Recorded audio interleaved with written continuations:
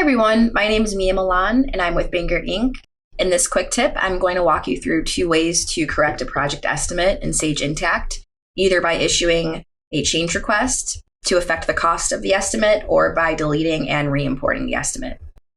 So let's break this down. The first option is to issue a change request to affect the cost of the estimate. The price should stay the same, but we need to update the costs. So we're going to be under the projects module, and within change management, we'll select the plus icon by change requests. This method allows you to adjust the estimate costs and track revisions properly. You might want to use this method if the job is already active and you'd like an audit trail. And this is also if the contract value should not change. We just need to affect the cost. So we have some videos on how to issue change requests if you'd like to look into those for more detail. But I'm going to select my project ID here. Anything with an asterisk is going to be required. So this will be your change request date. The status, you can add these based off your company's needs. So this has been approved by the estimator in my scenario, and it is an external change request. You can add a description here. Okay, so you can put a cost-effective date. I won't need to select a template or a send to contact, as well as the project contract line, because I am not affecting the contract value. I'm only affecting the cost of my estimate, and I won't be linking a project change order either.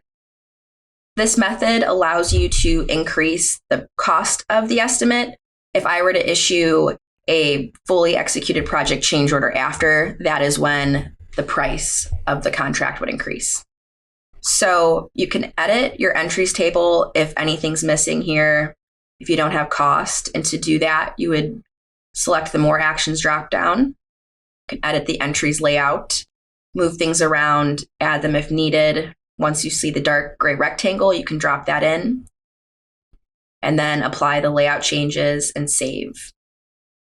Okay, so you will need to select the project, your cost code,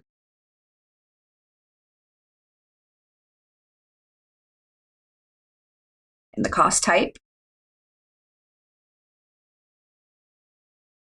Affecting the cost of this line by $2,000.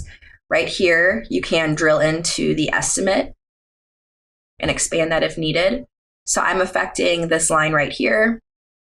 Currently, it's at $20,000. And I'm going to affect it by $2,000. So I can post it. I have a smart rule on, but you won't have this in your environment. So let's continue with posting. And now if we head to our project estimate for this job, you'll be able to see the change request towards the bottom of the screen, and my estimate went up $2,000 right here. You can also delete and re-import the estimate.